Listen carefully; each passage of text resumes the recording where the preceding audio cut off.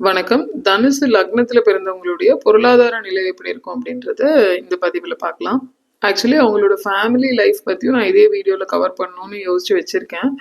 But let's see if time permits I can make it. Otherwise I have to make part 3 video. Anyways இப்போ பொருளாதாரத்துல இருந்து ஆரம்பிக்கலாம். அதோட part 1 வீடியோல அவங்க கேரக்டர் எந்த மாதிரி இருக்கும் அப்படின்றத நம்ம ஆல்ரெடி பேசியிருக்கோம். யாராவது பார்க்காம இந்த வீடியோக்கு வந்திருந்தீங்கன்னா அதுக்கான லிங்க்கை நான் டிஸ்கிரிப்ஷன்ல ஃபர்ஸ்ட் கமெண்ட்ல மென்ஷன் பண்றேன். கண்டிப்பா போய் செக் பண்ணி பாருங்க. அப்போ உங்களுக்கு தனுஷுவை பத்தின ஒரு ஹோல் ஐடியா கிடைக்கும். சரி, இப்போ தனுசு லக்னத்துல ஒருத்தவங்க பிறந்திருக்காங்கன்னா அவங்க அடிப்படையாவே நல்லவங்களா தான் இருப்பாங்க அப்படின்றத நம்ம பார்ட் 1 வீடியோல இருந்து புரிஞ்சிருப்போம். இதை இன்னொரு விதமாவும் நம்ம இன்டர்பிரேட் பண்ணி பார்க்கணும். ரொம்ப நல்லவராகவே இருந்துட்டா, நியாயமாவே இருந்துட்டா நம்ம இந்த மணி மைண்டட் உலகத்துல எப்படி பழைக்கிறது அப்படின்றத யோசிக்கணும். ஏன்னா இவங்க லக்னாதிபதியாகிய குரு பண வரவை குறிக்கக்கூடிய 2ஆம் இடத்துல நீசமாவார், அதாவது வலுவிழப்பார். அதனால தன் திறமையும் எபிலிட்டியும் எப்படி பணமாக்கணும் அப்படின்ற விஷயத்த தெரியாதவங்களா இருப்பாங்க இவங்க. அதாவது மனுஷங்களுக்கு நடுவுல இருக்கும் பொழுது மனுஷனா பிஹேவ் பண்ணலாம், மிருகங்களுக்கு நடுவுல இருக்கும்போது மிருகமா தானே பிஹேவ் பண்ணும். அதை விட்டுட்டு இல்ல இல்ல நீங்கெல்லாம் மிருகமா இருந்தா கூட நான் மனுஷன்தான், நான் அப்படிதான் இருப்பேன்னா அங்க நம்மளோட சர்வைவல் எப்படி இருக்கும் அப்படின்றத நம்ம யோசிச்சுக்கணும். ஒரு கோட் சொல்லுவாங்க, when you are in Rome be a Roman அப்படின்னு. ரோமில் இருக்கும் பொழுது ரோமானியனாக இரு அப்படின்னு சொல்லுவாங்க. அந்த மாதிரி கால சூழ்நிலைக்கு ஏற்ற மாதிரி, தேவைகளுக்கு ஏற்ற மாதிரி நம்ம மெருகேற்றிக்கிறதும் நம்ம ஐடியாலஜிஸ் அப்டேட் பண்ணிக்கிறதும் ரொம்ப முக்கியம். ஏன் இதை நான் தனுசுக்கு சொல்றேன்னா உங்களால கண்டிப்பா அந்த அளவுக்கு அப்டேட் ஆயிக்க முடியும். நான் சொல்லக்கூடிய இந்த ஸ்பெசிபிக் பலன் நீங்க தனுசு லக்னமா இருந்து உங்க லக்னாதிபதி குரு எந்த விதத்திலையும் பாதிக்காம நன்னிலை பெற்று அல்லது இயல்பா இருந்தாரு அப்படின்னா மட்டும்தான் பொருந்தி போகும். அதர்வைஸ் குரு வக்ரமா இருக்காரு, இல்ல ஏதாவது வேண்டாத பிளானட்ஸ் கூட கனெக்டடா இருக்காரு அப்படின்னா அவங்களுக்கு இந்த பொருளாதார சாமர்த்தியத்தை சொல்லித்தர தேவையில்லை. பட் குரு எப்படி இருந்தாலும் இந்த தனுசு லக்னத்துல பிறந்தவங்க இயல்பிலேயே சுய ஒழுக்கம் மிக்கவங்களாகவும் நேர்மையான வழியில பொருளாதாரத்தை ஈட்டக்கூடியவங்களாகவும் தான் இருப்பாங்க. அடுத்ததாக இவங்க தானாக உழைச்சு சேர்க்கக்கூடிய பொருளாதாரத்தையும் இவங்க மனைவி மக்கள் வழியாக வரக்கூடிய பொருளாதாரத்தையும் தான் பெருமளவு அனுபவிக்க முடியுது. ஏன்னு கேட்டீங்கன்னா பொதுவாகவே பூர்வீக சொத்துக்களை அனுபவிக்கக்கூடிய பிராப்தம் இருக்குமா அப்படின்றத நம்ம 5, 9ஆம் இடங்களை ஆய்வு பண்ணி சொல்லுவோம். இவங்களுடைய 9ஆம் அதிபதி 5ல உச்சமாவாரு, 5ஆம் அதிபதி போய் 2ஆம் இடத்துல, அதாவது இவங்க தனஸ்தானத்திலேயே உச்சமாவாரு அப்படின்னா கூட இவங்களுடைய லக்னாதிபதி குரு அந்த தனஸ்தானத்திலேயே வலுவிழப்பார் அப்படின்றதுனால இந்த தனுசு லக்னத்துல பிறந்த பெரும்பாலானோர் தங்களுடைய பூர்வீக சொத்துக்கள்னால மேன்மையோ ஆதாயத்தையோ அடைவாங்கன்னு சொல்ல முடியாது. ஒண்ணு அந்த சொத்துல ஏதாவது வில்லங்கமா இருக்கும், சித்தப்பா பெரியப்பான்னு ஷேர் இருக்குமா இருக்கும், அதை டிவைடே பண்ணிருக்க மாட்டாங்க இவங்க முழுசா அனுபவிக்கிறதுக்கு. அல்லது அவங்க தாத்தா காலத்திலேயே சின்ன தாத்தா பெரிய தாத்தா அப்படின்ட்டு ஏதாவது ஒரு டிஸ்பியூட் போயிருக்கும், யாரையாவது ஏமாத்திருப்பாங்க, அப்படி ஏதாவது இன்னும் ஓடிக்கிட்டு இருக்கும் தொடர்ந்து. அப்படி இல்லைன்னா ரொம்ப சிம்பிளா அப்படியெல்லாம் பூர்வீகத்துல சொல்லிக்கிறது மாதிரி எதுவும் இல்லைங்கன்னு முடிச்சிடலாம். எப்படியா இருந்தாலும் நீங்க உங்க உழைப்பின் மூலமாக வரக்கூடிய பணம் அதை எப்படி விருத்தி பண்ணணும், அதை எப்படி யூஸ் பண்ணி நம்ம பொருளாதார ரீதியா ஸ்டேபிள் ஆகணும்ன்றதுலதான் ஃபோக்கஸ் பண்ணணும். அடுத்ததான் இந்த தனுசுல பிறந்தவங்க பெரும்பாலும் பாத்தீங்கன்னா வேலையை மாத்திக்கிட்டே இருப்பாங்க அல்லது ப்ரொஃபஷனையே மாத்திக்கிட்டு இருப்பாங்க. இது ஏன்னு நம்ம பார்த்தோம்னா இவங்களுடைய 2, 6, 10ஆம் இடங்கள், அதாவது பண வரவு, உத்தியோகம், தொழில் இத குறிக்கக்கூடிய வீடுகள் எல்லாமே பாத்தீங்கன்னா சனி, சுக்கிரன், புதன் இவங்களோட வீடா இருக்கும். இந்த 3 பேருமே குருவினுடைய எதிரணியினை சேர்ந்தவர்கள். அப்ப இவங்க வேலைன்னு போகும்பொழுதே உடன் சேர்ந்து இவங்களுக்கு பகையோ தடையோ வந்துகிட்டே இருக்கு. அது எந்த மாதிரி எல்லாம் அமையும் அப்படின்னா இவங்க நல்ல விதமா தான் ஒர்க் பண்ணிட்டு இருப்பாங்க, ஆனா கூட உள்ளவங்களுக்கு இவங்க மேல ஒரு பொறாம வர்றது, அல்லது இவங்க மேனேஜரே கூட எங்க இவன் நம்மளை விட மிஞ்சிருவானோ, இவன் பேசுறது வேற 4 பேர் கேக்குறாங்க, இவன் வேற நேர்மையா சின்சியரா ஒர்க் பண்றான், அப்ப நம்மளை விட மீறிட்டா நம்ம கதை என்ன ஆகுறது அப்படின்றது மாதிரி யோசிச்சு இவங்களை எப்படிடா வேலையை விட்டு துரத்தலாம் அப்படின்ற மாதிரி யோசிக்கிறதும் ப்ரெஷர் கொடுக்கறதும் அந்த மாதிரி எல்லாம் பண்ணுவாங்க. அந்த பாலிடிக்ஸ் எல்லாம் இவங்க பொறுத்துக்க முடியாம நீ என்ன வச்சு விளையாடுறது அப்படின்னு சொல்லிட்டு வீராப்பா கிளம்பி வந்துருவாங்க. ஏன்னா இவங்க மென்டாலிட்டியே எப்படி இருக்கும்னா சேத்துல கல்லெறிஞ்சா என் மேலேயும் தான் தெரிக்கும், என்னால அந்த அளவுக்கெல்லாம் இறங்கி அல்பத்தனமா பண்ணிக்கிட்டு இருக்க முடியாது அப்படின்ற மாதிரி தான் நினைப்பாங்க. அதனால முடிஞ்ச அளவுக்கு அட்ஜஸ்ட் பண்ண முடியுமான்னு பார்ப்பாங்க, இல்லையா போடா சரிதான் அப்படின்ற மாதிரி வந்துருவாங்க. முக்கியமா இளமை காலங்கள்ல ரொம்ப வீரப்பா இருப்பாங்க, காசுக்காகவோ சம்பளத்துக்காகவோ எல்லாம் என்னால பொறுத்து போயிட்டு இருக்க முடியாது அப்படின்ற மாதிரி இருப்பாங்க. இதனாலேயே இவங்க சில நேரங்கள்ல கிடைக்கக்கூடிய சான்சஸ் தவற விட்டுருவாங்க. பட் இவங்களுக்கு லக்கு என்னன்னா they'll keep getting chances. இயற்கையாவே இவங்களுக்கு ஒரு வாய்ப்பு இல்லைன்னா பல வாய்ப்புகள் கிடைச்சுக்கிட்டே இருக்கும். இதன் மூலமா இவங்களுக்கு வயதை தாண்டிய ஒரு உலக அறிவும் பட்டறிவுன்றது கிடைச்சிரும். இவங்க முதலீடு போட்டு செய்யக்கூடிய தொழில்களை செய்யாம இருக்கிறது நல்லது. ஏன்னா இவங்களுடைய தொழில் ஸ்தானம் காலபுருஷனுடைய கடனை குறிக்கக்கூடிய ஸ்தானமாக வரும்ன்றதுனால இவங்க தொழில்னு இறங்கினாலே கடன் படக்கூடிய அமைப்பு இருக்கும். அதே மாதிரி இவங்க கடனா கையில காசை வாங்கி வச்சுக்கக்கூடிய அமைப்புகள் இருக்கும். அதாவது கடன் பட்டார் நெஞ்சம் போல் கலங்கினான் இலங்கை வேந்தன் அப்படின்னு சொல்லுவாங்க. பொதுவாவே கடன் இருந்தாலே ஒரு பயம், ஒரு ரெஸ்ட்லெஸ்னஸ் அப்படின்றது இருக்கதான் செய்யும் எல்லாருக்குமே. அது ஏன் பிரத்யேகமா தனுசு லக்னத்தை நீங்க கடன் வாங்குறதை தவிர்த்துருங்க அப்படின்னு சொல்றோம்னா, இவங்க எப்படியும் சமாளிச்சு கட்டிடுவாங்க. அது பிரச்சனை இல்லைன்னா கூட இவங்க வாங்கக்கூடிய கடன்னால பெரிய லாப மேன்மைகளை அடைய முடியாது. முக்கியமா தொழில் ரீதியாக வாங்கக்கூடிய கடன்கள்.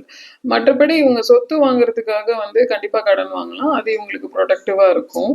அதை தவிர மற்ற விஷயங்களுக்கு கடன் வாங்காம இருக்கிறது நல்லது. அதாவது தொழிலுக்கோ வேலைக்கோ அல்லது சொந்தக்காரவங்களுக்கு முயமுறை பண்றதுக்காகவோ இல்ல உற்ற நண்பன் அவனுக்கு நான் ஜாமீனுக்கு போறேன் அப்படின்றது மாதிரியோ எல்லாம் வாங்காம இருக்கிறது பண்ணாம இருக்கிறது நல்லது.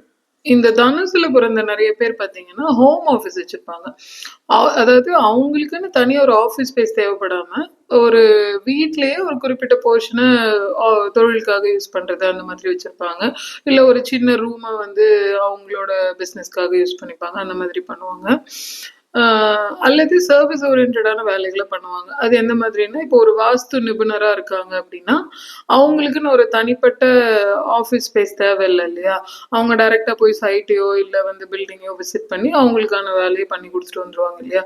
அந்த மாதிரியான வேலைகள்ல அதிகமா இருப்பாங்க. இவங்க பெரும்பாலும் நான் ஐடில தான் இருக்காங்க. அதாவது கோர் ஃபீல்ட்ஸ்ன்னு சொல்லக்கூடிய எலக்ட்ரானிக்ஸ், எலக்ட்ரிக்கல்ஸ் அந்த மாதிரி கூட இருக்கலாம்.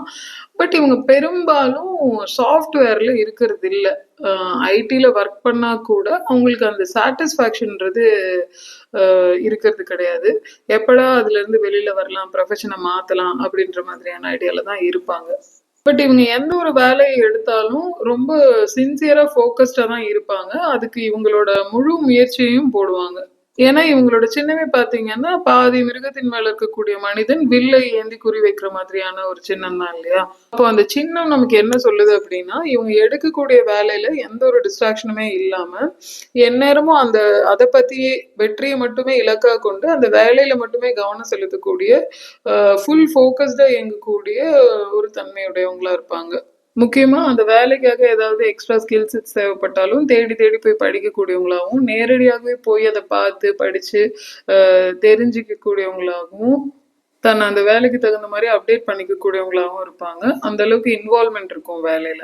உங்களுக்கு எந்த மாதிரியான வேலை ரொம்ப சரியா இருக்கும் அப்படின்னா மக்களோட டைரக்டா டீல் பண்ணி அவங்களோட ப்ராப்ளம்ஸை புரிஞ்சுக்கிட்டு அதுக்கான தீர்வுகளை கொடுக்குற மாதிரியான வேலைகள் செட் ஆகும். ஒரு உதாரணத்துக்கு மெடிக்கல் ஷாப். இப்போ ஒருத்தவங்க சளி பிடிச்சிருக்குன்னு மெடிக்கல் ஷாப்க்கு போனா என்ன பண்ணுவாங்க? அந்த ஃபார்மசி படிச்சவர் இவங்களுக்கு வயசு என்ன? இவங்களுக்கு எத்தனை நாளா சளி இருக்கு? இது ரெக்கரிங் ப்ராப்ளமா? இல்ல ஃபார் டைம் பீயிங் இந்த இஷ்யூ இருக்கா? இது எல்லாத்தையும் அனலைஸ் பண்ணி தான் ஒரு மாத்திரை கொடுக்கணும் இல்லையா? சும்மா சளின்னு சொன்னோனையுமே ஒரு மாத்திரை எடுத்து நீட்டிட முடியாது. அப்போ மக்களோட ப்ராப்ளம்ஸ் அதோட இம்பேக்ட் என்ன அப்படின்றத புரிஞ்சு அதுக்கான ஒரு சொல்யூஷனை முடிஞ்ச அளவுக்கு சீக்கிரமான சொல்யூஷனை கொடுக்குற மாதிரியான துறைகள் இவங்களுக்கு ரொம்ப செட் ஆகும். இன்னும் சில உதாரணங்கள் சொல்லணும்னா ஸ்பிரிச்சுவாலிட்டி ரிலேட்டட் ஜாப்ஸ்ல கூட இந்த ஹீலிங் சென்டர் வைக்கிறது, ஆயுர்வேதா மருத்துவம், சித்த மருத்துவம், ஜோதிடம், புரோகிதம், இந்த மாதிரி health care sectors, time bounded jobs. அதாவது இவங்க ரொம்ப டிலே பண்ணக்கூடாது. இப்போ இவங்க கிட்ட வராங்க அப்படின்னா டக்குன்னு ஒரு சொல்யூஷன் கொடுக்கறது மாதிரியா இருக்கணும். அந்த மாதிரியான ஜாப்ஸ் செக்டார்ஸ் உங்களுக்கு ரொம்ப செட் ஆகும். அதே மாதிரி உங்களுக்கு இந்த இன்ட்யூட்டிவ் பவர் அப்படின்றது நல்லா இருக்கும். நான் மேற்சொன்ன வேலைகள்லையுமே பார்த்தீங்கன்னா இந்த ஆன்ம பலம்ன்றது ரொம்ப தேவைப்படக்கூடியதா இருக்கும். அதனாலேயே இவங்க விழுந்தா கூட எழுந்து ஓடக்கூடிய தெம்பும் தைரியமும் இருக்கும்.